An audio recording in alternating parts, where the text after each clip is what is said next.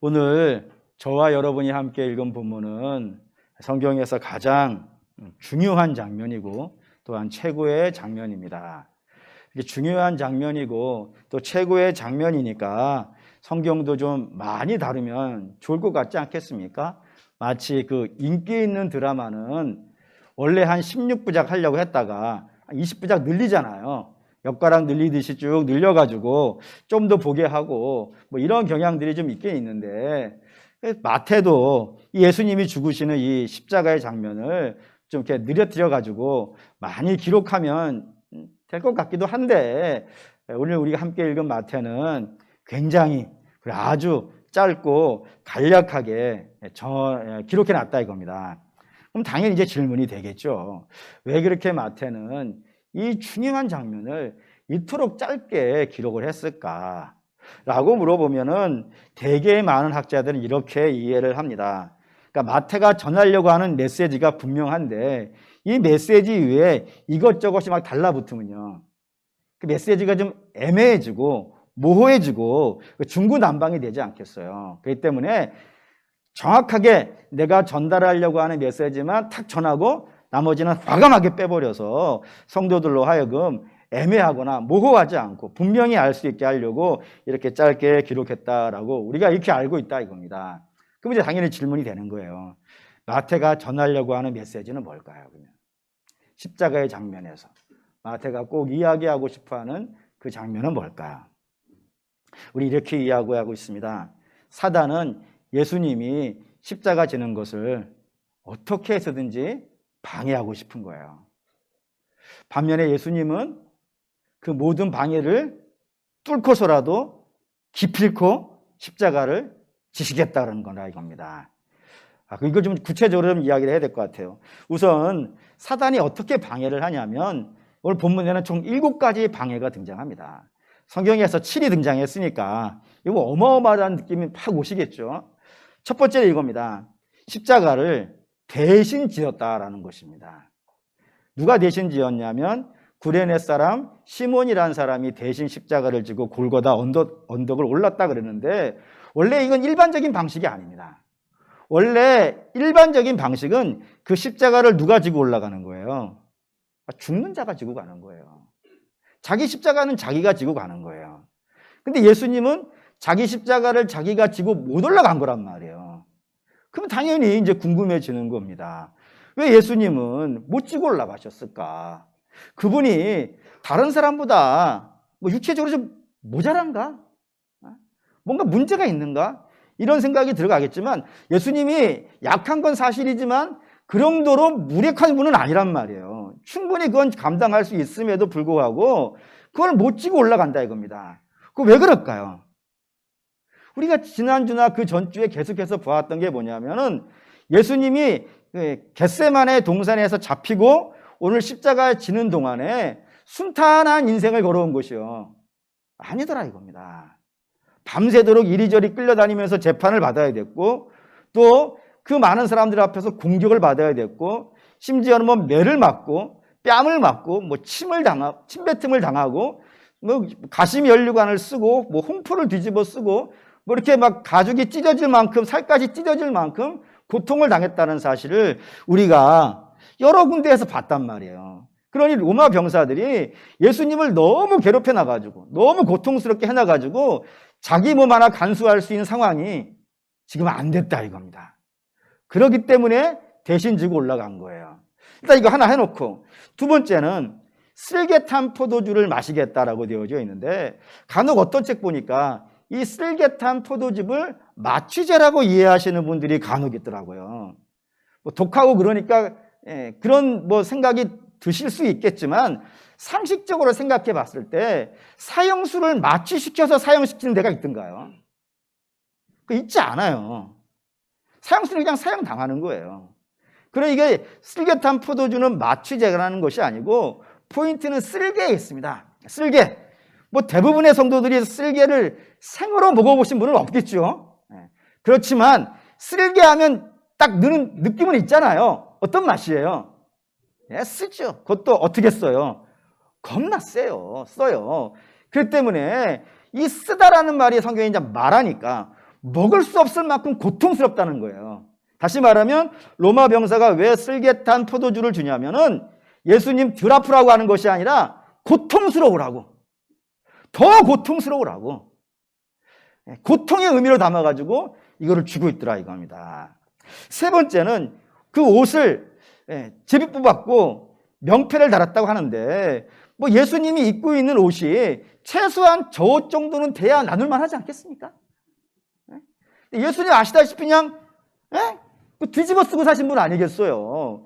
그러니 그거 뭐 나눈다고 돈 되는 것도 아닐 텐데 여기 굳이 나누고, 굳이 예수님 명패에다가 유대인의 왕 이렇게 달아놓은 것은 예수님이 이 정도로 훌륭한 분이다라는 걸 이야기하려는 것은요, 아니라 이거예요. 이들이 이렇게 써놓고 향하는 목적은 무엇이냐면은 모욕을 주기 위함입니다. 사람 달아놓고 그 밑에서 모욕을 주려고요. 마치 유대인들이 이방인들을 짐승이나 개로 취급했거든요. 그렇게 불렀어요. 근데 그 짐승과 개라고 대접받는 사람들이 내가 유대인의 왕을 죽였다, 그리고 그 옷을 우리가 빼앗아서 나누고 있다, 얼마나 모욕스럽게 주는 거예요. 그럼 모욕감을 주려고 이 일을 행하고 있는 것이고, 네 번째는 강도와 같이 매달았다고 되어 있어요. 여러분 아시다시피 형벌은 똑같은 죄에 대해서 주는 거죠. 어떤 사람은 뭐 이렇게 빵 하나 훔쳤는데 빵 하나 훔친 사람이 있고, 어떤 사람은 살인한 사람이 있는데 이 두 사람을 똑같은 벌로 내린다면요, 부당한 것 아니겠어요? 똑같은 벌을 내리려면은 죄도 어떻게 되는 거예요? 똑같아야 돼요. 그러면 예수님하고 이 강도하고 똑같은 형을 받았다는 것은 이 당시의 사람들이 예수님과 강도를 어떻게 취급했다고요? 같은 취급했다 이거예요. 강도는 다른 성경에는 살인자라고 되어 있어요. 살인자하고 예수님을 같은 살인자 취급하고 있는 것이고, 같은 강도 취급하고 있는 것이고, 같은 반사회적인 인물로 취급하고 있는 거라 이겁니다. 이보다 더 예수님을 모욕을 주는 게 또 어디 있겠어요. 다섯 번째는 지나가는 사람들이 가다가 예수님을 보고 고개를 좌우로 저었다라고 되어 있어요. 이건 뭐 사실 유대인의 풍습만은 아닐 거예요. 누가 여러분들을 바라보면서 고개를 좌우로 흔들면 기분이 어떻겠어요? 위아래로 흔들어야지 안녕하세요 하고요. 위아래로 흔들지 않고 좌우로 흔들었다는 것은 모욕을 주기 위함입니다. 조롱하기 위함이고 희롱하기 위함입니다. 지나가는 사람이, 거기 있는 사람도 아니고 지나가면서 모욕을 주기도 하고. 여섯 번째는 대제사장과 서기관, 장로들이 예수님을 희롱했다는 것. 이건 우리가 쭉 봐왔다는 거에 넘어가시고요. 일곱 번째는 강도가 욕을 하더라 이거예요. 하하. 밑에 있는 사람이 욕한다면 그나마 이해하겠지만 같이 달려서 죽어가는 자들이 예수님을 모욕하고 조롱하고 있더라, 욕을 하고 있더라 라고 이렇게 해놨다 이겁니다. 다시 말하면 이 모든 세계가 예수님을 중심으로 놓고 모든 세계가 다 예수님을 어떻게 하고 있는 거예요? 조롱하고 있고 멸시하고 있고 천대하고 있고 모욕을 주고 있고 모멸감을 주고 있더라 이겁니다. 왜 그럴까요? 사단이 하는 일이라 이겁니다. 사단은 자기가 가지고 있는 모든 힘을 동원하여서 예수님을 모욕 주기를 원했고 공격하기를 원했어요. 그럼 당연히 질문이 되는 거예요. 왜 사단은 그럴까요? 왜 이렇게 모욕감을 주려고 할까요? 왜 이렇게 고통을 더해 주려고 할까요? 그 이유를 성경에 이제 기록한 겁니다. 이걸 42절, 43절을 볼게요. 읽겠습니다. 그가 남은 구원하였을 때 자기는 구원할 수 없도다. 그가 이스라엘의 왕이로다. 지금 십자가에서 내려올지어다. 그리하면 우리가 믿겠노라. 그가 하나님을 신뢰하니 하나님이 원하시면 이제 그를 구원하실지라. 그의 말이 나는 하나님의 아들이라 하였도다. 이게 사단이 자꾸 예수님을 고통스럽게 하려고 하는 이유라 이겁니다. 그 이유가 뭐라고요? 내려오라고요. 십자가에서 내려오라고. 그러면 우리가 믿어주겠다고. 당신이 하나님의 아들이면은 내려올 수 있지 않냐고. 누가 끄집어 내려주는 것이 아니라 당신 스스로 내려올 수 있지 않겠냐고. 그러니 하나님의 아들이면은 십자가에서 내려오라고. 그러면 우리가 믿어주겠다고 하는 거랍니다. 마치 이런 거예요. 이걸 이렇게 그림으로, 상황으로 말씀드린다면 사단이 와서 예수님께 말하는 거예요. 힘들지? 고통스럽지? 자존감도 상하고 자존심도 상하고 모욕감도 느끼고 모멸감도 느끼지? 그러면 그거 하지 마. 안 하면 안 받을 거 아니야. 안 하면 고통 안 받을 것이고, 안 하면 자존심 안 상할 것이고, 안 하면 모멸감 안 받을 거라고. 오히려 칭송을 받을 것이고, 우리가 믿어주고 대접해 줄 테니까 십자가 지지 말라고 라고 이야기한다 이거예요. 아니 이게 잘 이해가 되시나요? 아니 어쩌면 우리 생각이 이래요. 사단이 얼마나 예수님 꼴 보기 싫겠어요. 꼴 보기 싫으니까 어떻게 하는 게 낫겠어요? 아, 빨리 죽으라고. 빨리 죽으면 꼴 보기 안 보고 좋잖냐. 그러니까 빨리 죽이려고 애를 써야 될 텐데, 아니 고통을 자꾸 더해주려고 하고 내려오라고 한단 말이에요. 십자가 지지 말라 그런다고요. 살아있으라고. 근데 예수님이 어떻게 하는 거예요? 그거를 끼고 죽으시는 거란 말이에요. 그럼 당연히 이제 질문이 돼야 되는 거예요. 왜 사단은 죽이면 꼴도 안 보고 좋을 텐데 왜 저렇게 내려오라고만 얘기하고 살라고만 얘기하고 예수님은 끝내 죽으시려고 이렇게 몸부림치고 계시는가? 침묵하면서 끝까지 죽음의 길을 가시는가? 물어보지 않을 수가 없단 말입니다. 결론부터 말씀드리면 이거예요. 예수님이 죽으면 발생하는 일 때문에 그렇습니다. 예수님이 살면 안 일어나는 일이 예수님이 죽으면 일어나 버리는 일이 있다 이거예요. 그게 뭘까요? 예수님이 죽으면 사단의 세계가 무너지는 거예요.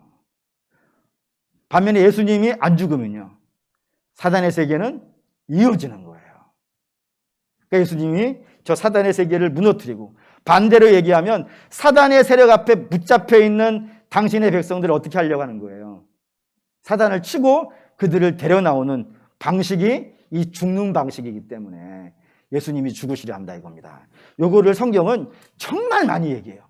이게 정말 중요한 장면이기 때문에 성경 여러 번은 족족 이야기가 등장하는데, 오늘은 여러분에게 세 가지 정도로만 이야기 한번 좀 드려볼게요. 첫 번째는 요한복음 10장 16절에 있습니다. 읽을게요. 또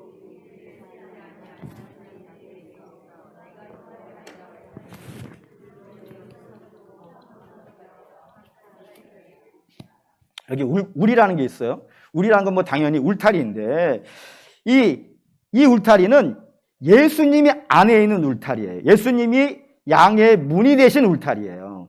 이 울타리가 있는데, 이 울타리가 있음에도 불구하고 강도와 절도들이 어떻게 해서든지 이렇게 빼앗아 가려고 하는 그런 상황이지만, 그래도 주님께서 양의 문이 되셔가지고 어떻게 하고 있는 거예요? 지키고 있는 거예요. 그런데 이 우리 밖에 양이 있다 이겁니다. 그런 양이 있더라는 거예요. 그러니까 예수님이 우리가 있는데 예수님 밖에, 그걸 또 하나의 커다란 우리라고 생각하시죠. 그 우리 안에 다른 것이 있는 거예요. 양이 있는 겁니다. 그러면 여러분, 이 예수님 우리 밖에 있는 그 우리는 어떤 우리고, 그리고 그 우리 안에 있는 자들은 어떤 자들일까요? 이거 성경에 썼어요. 에베소 2장 2절에 3절 읽겠습니다. 그때에 너희는 그 가운데에서 행하여 세상 풍조를 따르고 공중의 권세 잡은 자를 따랐으니 곧 지금 불순종의 아들들 가운데 역사하는 영이라. 전에는 우리도 다 그 가운데에서 우리 육체의 욕심을 따라 지내며 육체와 마음에 원하는 것을 하며 다른 이들과 같이 본질상 진노의 자녀였다. 공중 권세 잡은 자가 있습니다. 그게 누구죠? 사단입니다. 그러니까 예수님 밖에는 어떤 우리가 있는 거예요? 사단이 지배하고 있는 우리가 있는 거예요. 사단의 영향력을 행사하는 우리. 그 우리를 뭐 간단하게 설명한다면 불신의 세계일 것이고 죄의 세계일 거예요. 그 불신의 세계와 죄의 세계 안에 양이 있습니다. 그럼 그 양은 누구예요? 불신자일 것이고 죄인일 것이고, 그리고 불신자와 죄인은 누구의 영향력을 받겠어요? 죄와 사단의 영향력을 받아서 그 안에 살고 있는 자들이 있더라 이겁니다. 근데 원래부터 그랬을까? 원래부터 그런 건 아니었죠. 원래는 다 어디에 있었어요? 하나님 안에 있었는데 스스로 죄에 팔렸다 이거예요. 스스로 죄에 팔려가지고 주님과 단절되어졌고, 그래서 주님과 떨어졌고, 그래서 떨어지니까 누가 채간 거예요? 사단이 채갔다 이거예요. 그래서 여러분, 예수님 밖에 빈 공투가 있다고 생각하시면 안 돼요. 예수님 밖에는 누구가 있는 거예요? 사단이 있어요. 그래서 항상 예수님 안에 있든지 예수님 밖에 있으면 사단 안에 있든지 이렇게 되어지는 세상 속에 있다 이겁니다. 그래서 예수님의 우리 밖에 있는 자들은 사단의 아래에 있는 것이고 사단 아래에 있는 자는 사단의 지배와 영향을 받을 것이고 그렇게 영향을 받는 사람은 결국에는 어떻게 되겠어요? 진노의 자녀라고 했단 말이에요. 하나님의 진노를 받을 거라고요. 진노를 받아서 영원히 망하는 그런 일이 발생이 되어진다라고 되어 있다 이겁니다. 멸망의 세계에 이제 빠지게 되는 것이죠. 그러니 여러분들이 이렇게 이해하시면 안 돼요. 저 믿음 밖에 있는 사람들은 이 땅에서 잘 살다가 죽어서 그때 망하는 것인가 보다라고 생각하시면 안 된다 이겁니다. 읽죠. 요한복음 10장 8절에서 9절입니다. 그렇죠? 나보다 먼저 온 자는 다 절도요 강도니 양들이 듣지 아니하였느니라. 내가 문이니 누구든지 나로 말미암아 들어오면 구원을 받고 또는 들어가며 나오며 꼴을 얻으리라. 도둑이 오는 것은 도둑질로 죽이고 멸망시키는 것뿐이요 내가 온 것은 양으로 생명을 얻게 하고 더 풍성히 얻게 하려 하는 것이라. 예수님이 양의 우리라고 했어요. 이 양의 우리 안에도 이 밖에서 도적과 강도들이 어떻게 하면 이걸 한번 넘어가 볼 수 있을까라고 애를 쓴단 말이에요. 근데 못 들어오는 일은 뭐 때문이라고요? 주께서 양의 문이 되셨기 때문에 못 들어온다고요. 그러면 이 우리 밖에 있는 양은 어떻게 했어요? 아니 예수님이 우리 안에도 틈만 나면 어떻게 해볼까?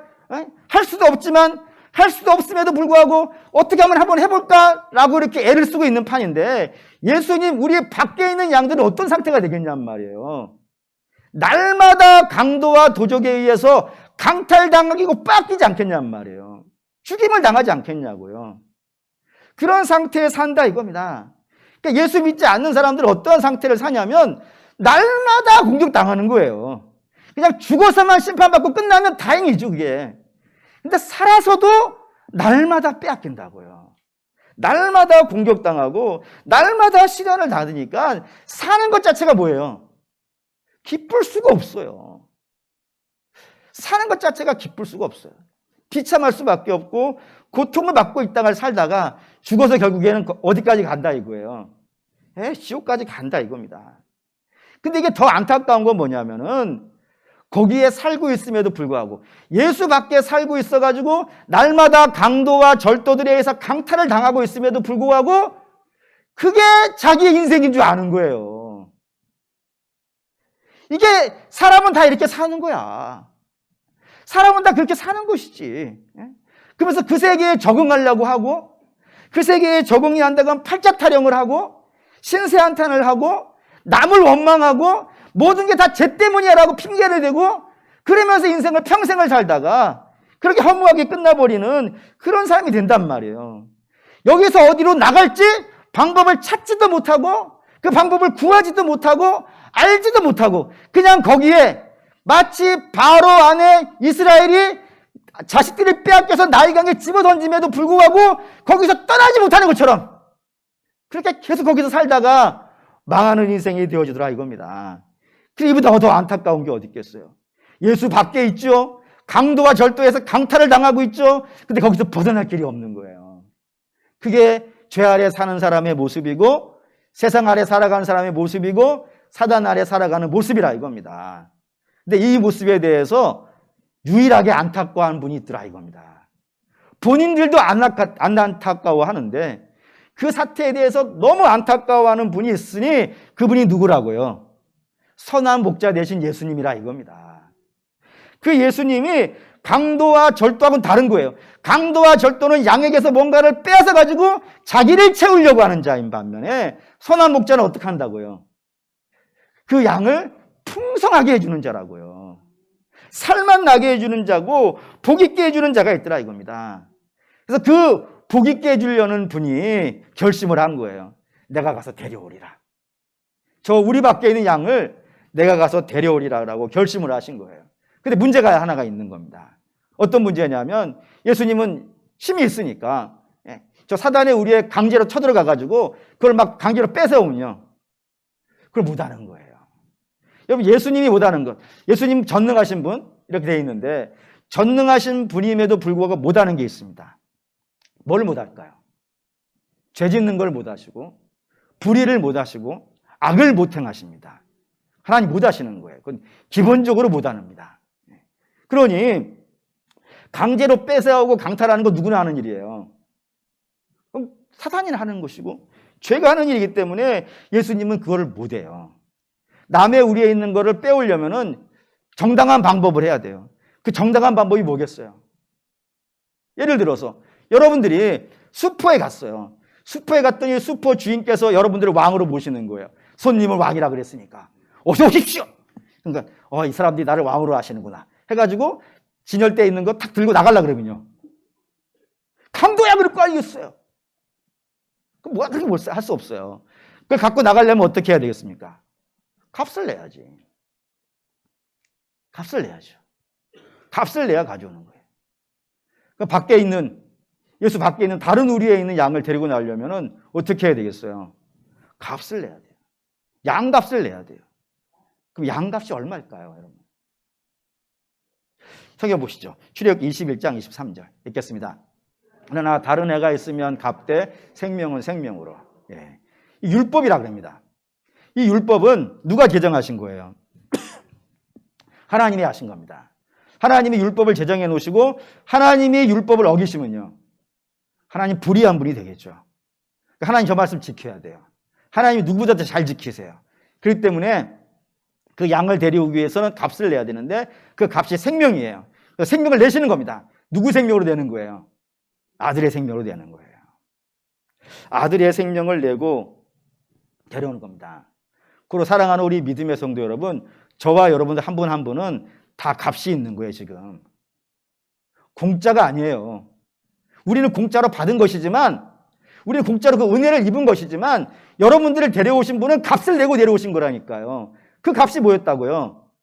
예수 값이라고요.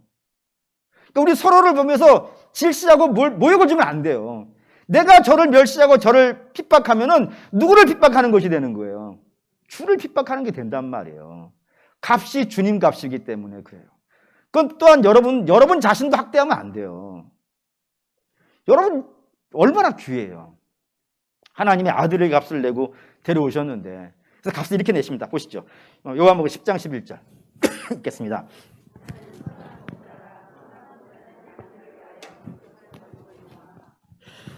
야, 이거 벗을게요. 아우, 죽겠네. 네. 멀리 기대잖아요. 한절기가 되면 코가 막혀가지고 숨을 못 쉬겠어요. 그래가지고 벗고 할게요. 네, 주께서 선한 목자라 했는데, 선한 목자 가지고 있는 중요한 특징이 뭐라고요? 목숨을 버린다 이거예요. 양을 위해서. 더 가보시죠. 15절 읽겠습니다. 아버지께서 나를 아시고 내가 아버지를 아는 것 같으니 나는 양을 위하여 목숨을 버린다고요. 선한 목자 자꾸 버린다 이거, 자기를. 강도와 절도는 어떻게 한다고요? 자기를 위해서 남을 잡아온단 말이에요. 반면에 주는 그 양을 위해 자기 목숨을 버린다고요. 더 보시죠. 10장 17절 읽겠습니다. 내가 내 목숨을 버리는 것은 그것을 내가 다시 얻기 위함이니 이로 말미암아 아버지께서 나를 사랑하시느니라. 나 버린다 이거예요. 자꾸 당신을 버리신대요. 그럼 여러분 질문이 돼요. 뭐라고 되냐면은, 목숨을 버리는데 어떻게 데리고 나가냐고. 자기가 죽어버렸는데 어떻게 데려나가겠냐고 그렇게 얘기가 되겠죠. 당연히 그런 질문 나와야 돼요. 그 질문에 대해서 어떻게 가능할까요, 여러분? 주가 죽어버리셨는데 어떻게 당신의 양을 데리고 나가실 수 있을까요? 주는 사람이십니다. 근데 사람만은 아니에요. 주는 사람이시기도 하시지만 또 뭐이기도 하세요? 하나님이기도 하시단 말이에요. 하나님이 가지고 있는 중요한 특징이 성경에 써 있어요. 10장 18절 읽겠습니다. 이를 내게서 빼앗는 자가 있는 것이 아니라 내가 스스로 버리노라. 나는 버릴 권세도 있고 다시 얻을 권세도 있으니 이 계명은 내 아버지에게서 받아노라 하시니라. 네, 예수님이 가지고 있는, 하나님만이 가지고 있는 중요한 특징이 써 있어요. 뭐라고요? 나는 버릴 권세도 있고 다시 세울 권세도 있다고요. 나는 너희를 위해서 내 목숨을 죄와 사단에게 내어줄 수도 있지만, 내어줬다가 내 생명이 없어지는 것이 아니라 나는 다시 살아날 수 있는 권세도 있다고요. 그게 하나님이라 이겁니다. 이 방법으로 주께서 당신의 양들을 데리고 나오시더라 이겁니다. 데리고 나오셔서 어디로 가시는 거예요? 푸른 풀밭과 쉴만한 물가예요. 그 푸른 풀밭과 쉴만한 물가가 어딜까요, 여러분? 그게 장소일까요? 물론 장소일 수 있어요. 천국이라고 하는 장소일 수 있어요. 근데 그건 너무 작아요. 그보다 주께서 데려가시려고 하는 세계는 더 커요. 얼마나 크냐면 이 땅이나 천국이나 마찬가지가 된단 말이에요. 그게 뭐예요? 아버지 곁으로예요. 아버지 곁으로. 아버지 곁으로 여러분들을 죄와 사단의 영향력 아래서 그들에 의해서 강탈당하고 빼앗기고 죽고 고통받는 당신의 백성들을 데리고 당신의 목숨을 대가로 주고 데리고 나와서 아버지 안으로 데려간단 말이에요. 그래서 아버지와 사귀게 하시고 아버지와 연결시키게 하시고 아버지의 은혜를 입게 하시고 아버지의 사랑을 받게 한단 말이에요. 거기가 다 천국이에요. 저 하늘에 있는 것만 천국이 아니고 주가 다스리는 모든 곳이 바로 천국이 된다 이겁니다. 그게 구원이에요. 그 구원의 세계로 데려가서 말할 수 없이 기쁨의 삶을 살게 하려고 주께서 이 일을 하셨다 이겁니다.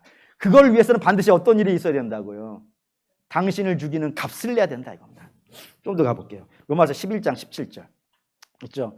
또한 가지 얼마가 꺾여 있는데 돌 감람나무인 내가 그들 중에서 접붙임이 되어 참 감람나무 뿌리의 진액을 함께 받는 자가 되었은즉 있는데 이게 이런 얘기입니다. 세상에 나무가 두 개가 있더라 이거예요. 감람나무가 두 그루가 있다 이겁니다.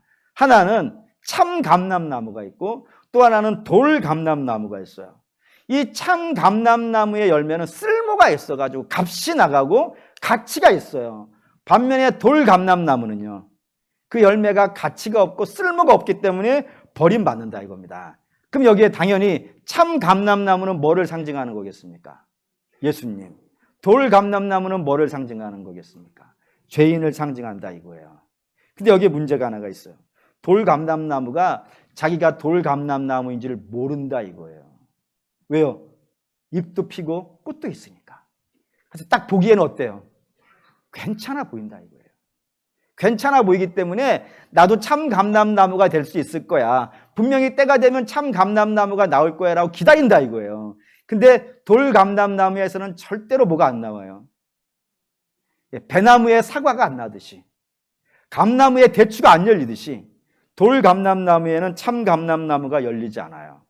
아무리 기다리고 아무리 노력해도 결국엔 나오는 게 뭐예요?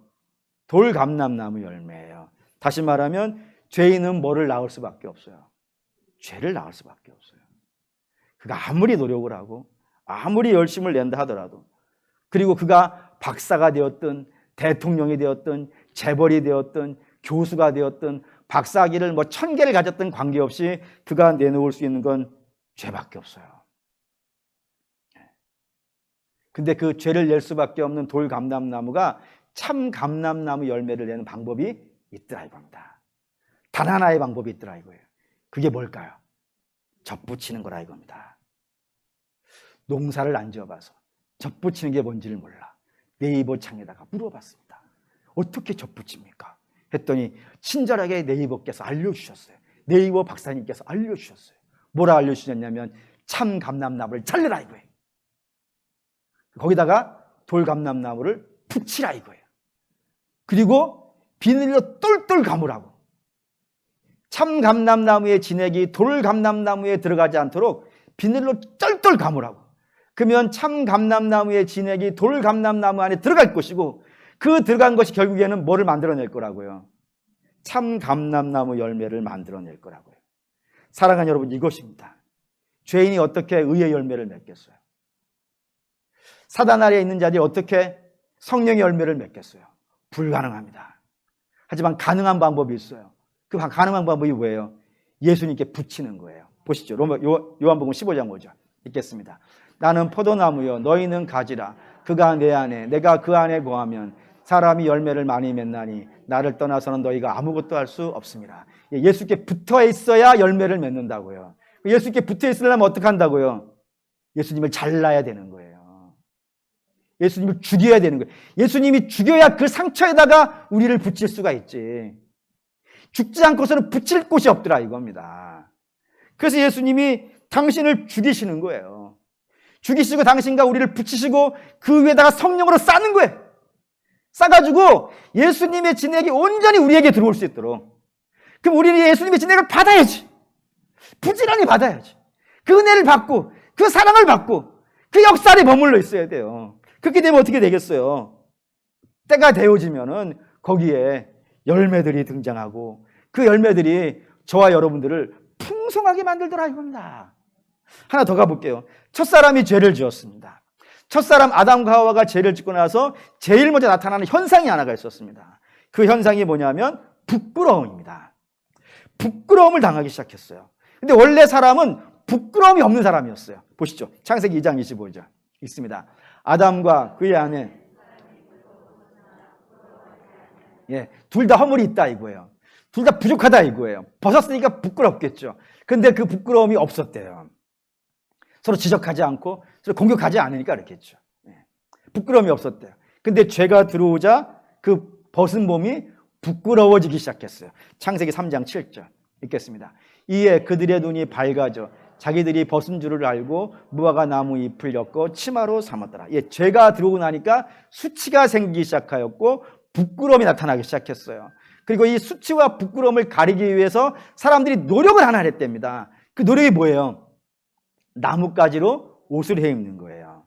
가려질까요? 안 가려질까요? 가려지죠, 당연히. 가려져요. 근데 문제가 하나가 있는 거예요. 그 문제가 뭐예요? 잠시예요. 시간이 되면요, 떨어지더라 이거예요. 왜요? 마르니까. 그래서 온전한 가려짐이 안 되는 거예요. 사람의 노력이 다 그래요. 우리는 우리의 부끄러움이 있어요. 그래서 이 부끄러움을 가리기 위해서 노력을 많이 해요. 그 노력하는 것 중에 하나가 일도 노력이에요, 사실은. 돈을 많이 벌으려고 그래요. 돈을 많이 벌으면 남들에게 멸시 안 받을 거라고 생각을 하고. 높은 데 올라가면은, 지위가 높은 데 올라가면 부끄럽지 않을 거라고 생각을 해요. 뿐만 아니라 많이 배우면 남들이 대접해 줄 거라고 생각을 해요. 근데 해보니까 실제로 좀 되죠. 근데 문제는 시간이 지나고 나면요, 다 사라져요. 예를 들어보죠. 아름다움이 있어요. 여러분, 아름다움은요, 시간이 지나면요. 여러분, 젊은 사람들이 이뻐요. 그렇죠? 젊은 사람들이 이뻐요. 젊은 사람들이 왜 이뻐요? 그치, 그거예요. 화장해서 예쁘다는 건 그건 아직 뭘 몰라서 그러는 거예요. 그러니까 뭘 모르니까 중학생 때, 고등학생 때 어디 다 바르고 다니잖아요. 근데 여러분 아시다시피 안 바르는 게 이뻐요. 다음 주에 안 바르고 오는 날 합시다, 우리 모두가. 젊은 게 이쁜 거예요. 맞죠, 권사님? 맞아요. 젊은 게 이뻐요. 문제는 젊음이 오래 가요, 안 가요? 안 가요. 안 가요. 시간이 지나면 그 이쁘던 얼굴들이, 저도 한때는 예뻤답니다. 농담은 아니지만 사실이에요. 제가 24살 때 어떤 분이 지나가다가 중학생 그랬다니까요. 돈도 그래요, 여러분. 돈이 영원히 여러분 옆에 있을 것 같죠? 네, 사라져요. 어디에 갔는지 없이 사라져요. 권력, 화무 11억이라는 게 있어요. 열을 피는 꽃이 없어요. 이 땅에 어떤 것도 시간이 되면 다 사라져요. 사라지고 나면 어떤 마음 들어요? 내가 이 사라지는 것을 위해서 그토록 죽도록 애를 썼나? 하고 낙심하고 인생 참 허무하네 라고 할 수밖에 없더라 이겁니다. 그러니까 여러분, 그게 필요한 건 사실이에요. 하지만 그게 우리의 수치를 가려주진 않는다는 거예요. 우리의 수치를 가려주는 걸 우리 하나님이 하셨어요. 창세기 3장 21절 읽겠습니다. 여호와 하나님이 아담과 그의 아내를 위하여 가죽옷을 지어 입히시니라. 주께서 그 나무옷, 사람이 해온 옷을 벗겨버리시고 하나님이 친히 가죽옷을 하나 입히셨다고요. 그 가죽옷은 영원한 거예요. 근데 문제는 저 가죽옷이 나오려면 어떤 일이 벌어져야 돼요? 누가 죽어야 돼요. 누가 죽지 않고서는, 그 가죽이 남의 피부잖아요. 남의 피부를 입는 거예요.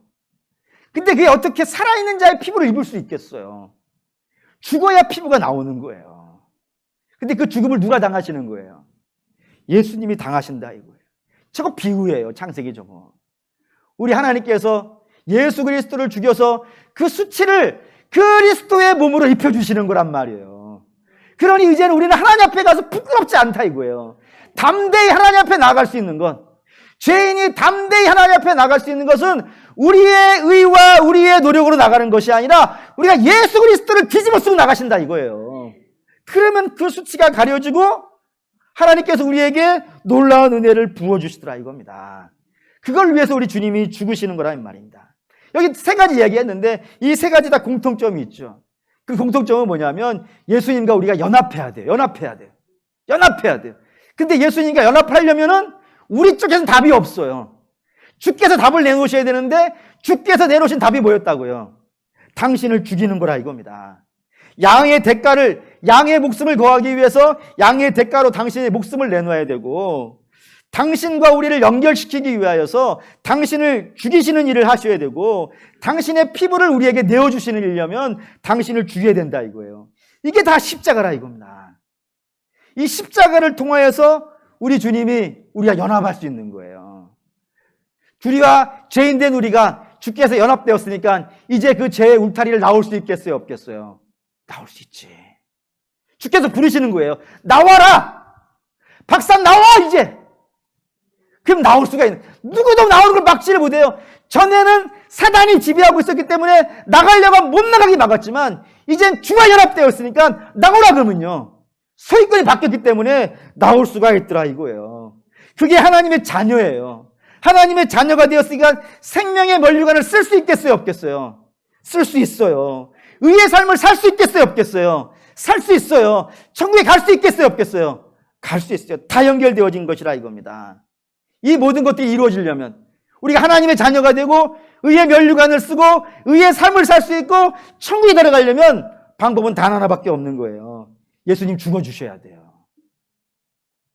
그렇기 때문에 예수님 힘들어도 이 길 가시는 거예요.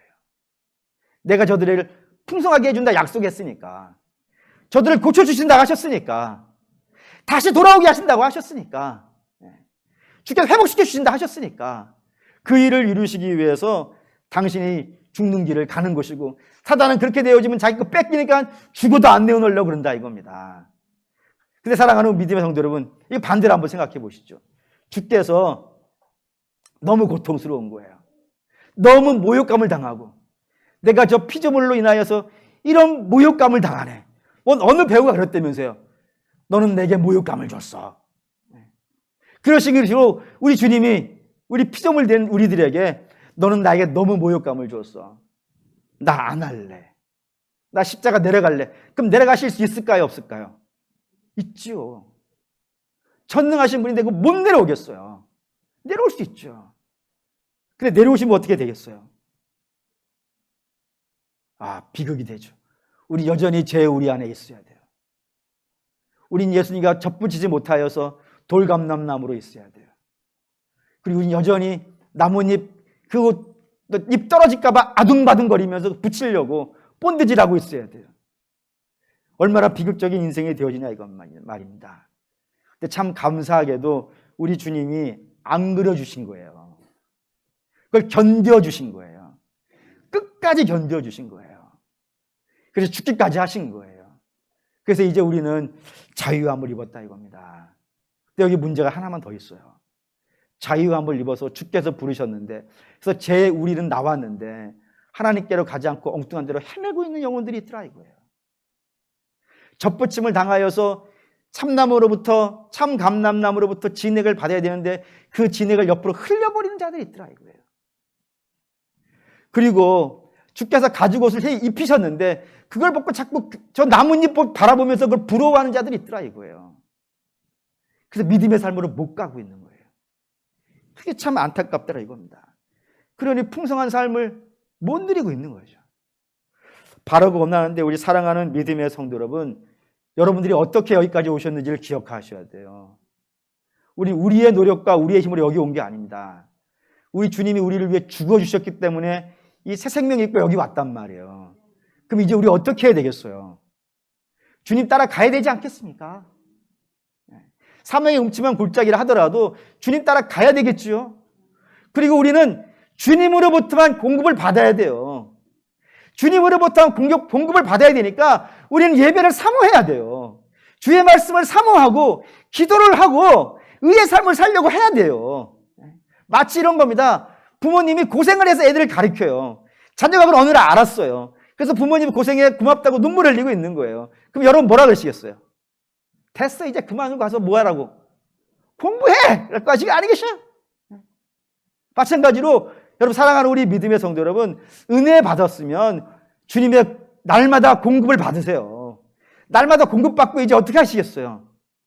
주께서 명하시는 삶을 순종하며 사시라 이거예요. 예배드리고 기도하고 말씀 보면서 그 말씀에 은혜된 대로 이 땅을 믿음으로 살아야 돼요. 뿐만 아니라 주께서 가죽 옷 입히셨으면 다른 거 부러워하지 마세요, 제발. 세상에 헛된 것들이에요. 우리가 그냥 믿음으로 살면 우리 주님께서 알아서 주신다고 하셨어요.